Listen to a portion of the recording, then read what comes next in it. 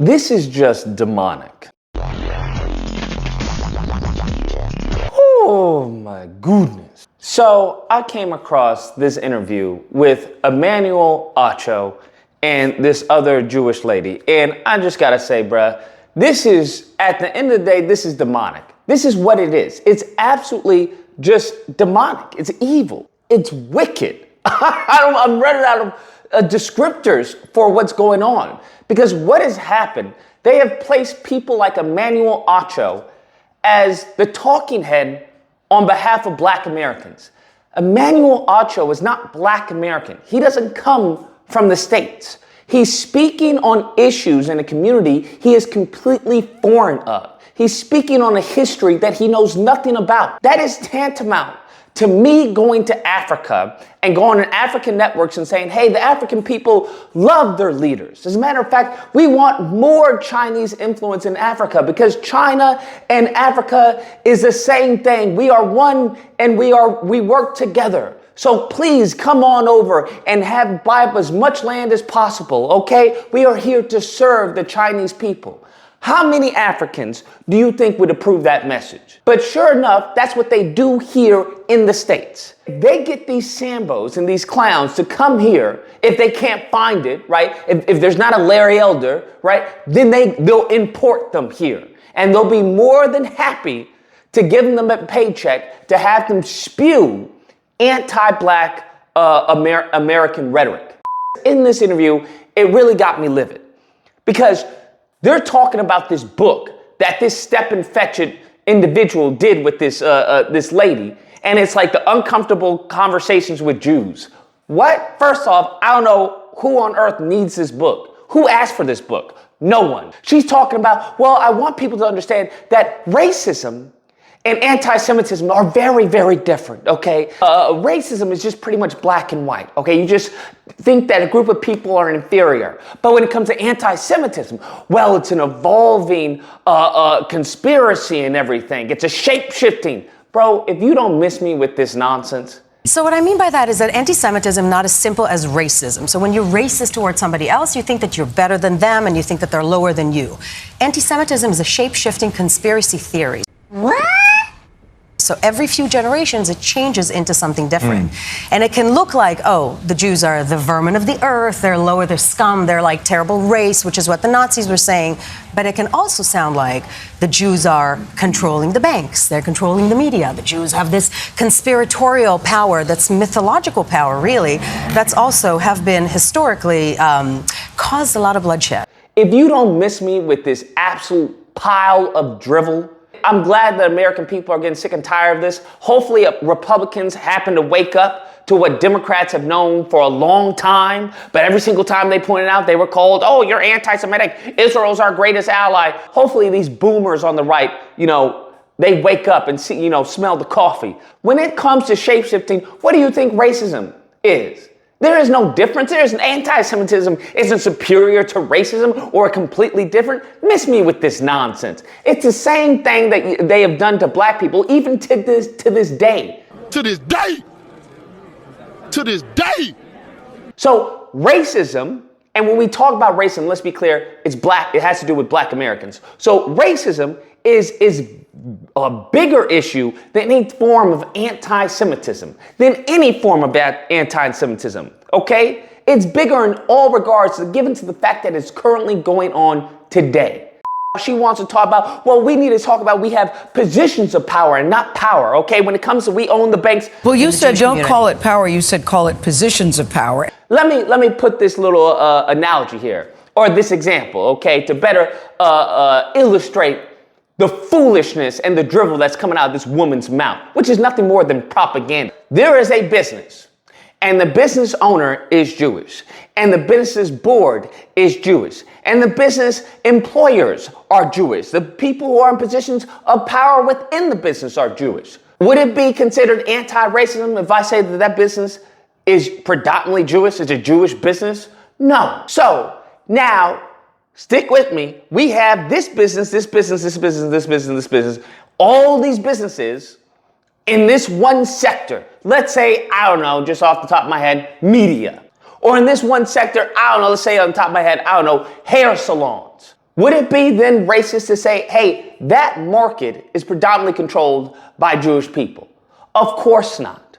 This is foolishness. And to say, because then it goes on to say Acho, and Acho is so simple-minded. That's why they import him here, because it's easy to propagandize them. It's easy to brainwash them. It's a little hard to brainwash a black American who, as far as knows what's going on in this country, because they've seen it and they've experienced it. So you're not going to tell me black is white and red is blue. That's not what's going to happen. You're not going to tell me the sky is green and grass is blue. You're not going to tell me that. But for these simpletons who come over here, who unfortunately have been brainwashed while in Africa, because they're doing brainwashing worldwide, they come over here and they're just putty in their hand. Because he starts saying, well, historically, when you say that Jewish people are in power, well, the next thing is, how do we get them out of this power? Noah brilliantly educated me. Let me see your identification. You don't need to see his identification. We don't need to see his identification. To say that usually and historically, when you say that Jewish people are in power, that means we need to do whatever it takes to get them out of power, i.e. the Holocaust. What? Nobody on God's green earth has ever made that leap in logic. No one, bruh. No one. We're not talking about Nazi Germany. We're talking about in present day. No one has ever said, hey, these people are in positions of power, let's get them out of power. No one. Because if those people who are in positions of power are serving the American people, why would we want to get them out of power?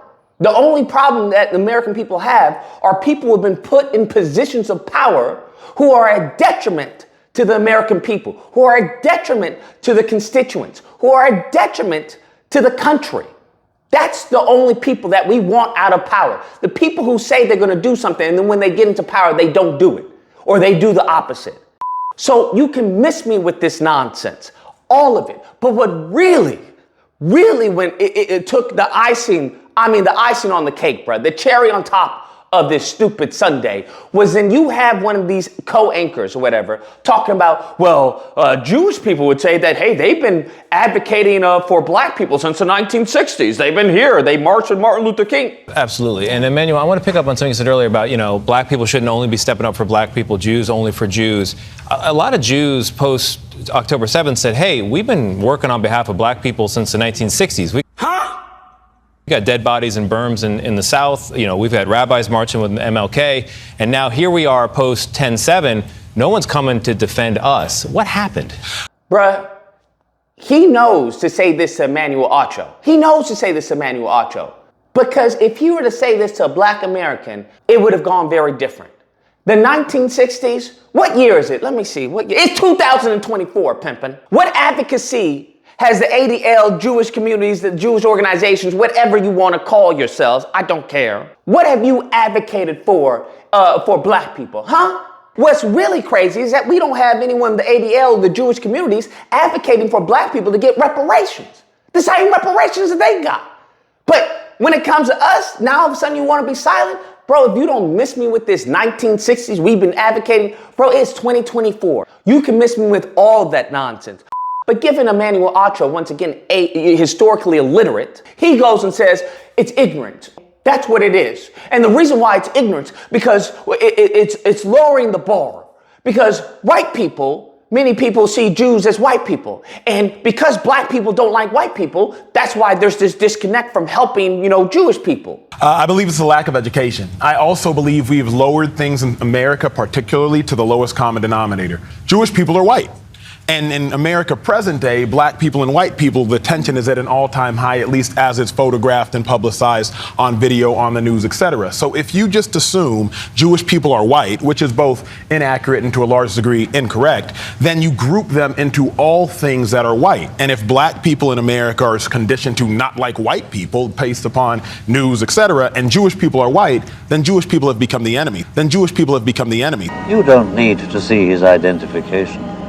We don't need to see his identification. Bro, let me just say, when I think of heaven and hell, I think of Emmanuel Acho screaming at the top of his lungs and the gnashing of teeth, which is what the scripture says, for those who are in the lake of fire. The lake of fire because there is a special place in hell for this man.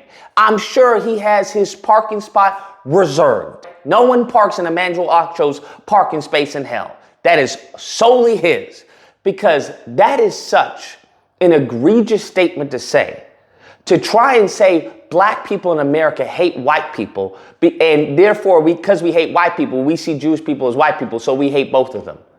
First off, when it comes to see them as white people, they are white. I forgot, it was a study done as far as the majority of the Ashkenazi Jews came from Europe, European descent. They're the same thing. The only people who want to say that they're different are usually, the Groypers and the Nazis out there, the white nationalists. Oh, we're not the same. I don't care at the end of the day, to be honest with you. I don't care. All I know is you name me one black Jewish owner of the NFL. You name me one black Jewish owner of the NBA. All I know is that, hey, when shown, hey, they were freaking castrating Ethiopian Jews. Now, that's not to say anything of the Jewish people or anti-Semitism or anything like that. That's to point out the foolishness and the drivel that's coming out of this man's mouth. And to try and lambaste an entire group of people as hating white people and hating Jewish people because they think that they're white is not only disgraceful, racist, but absolutely disrespectful.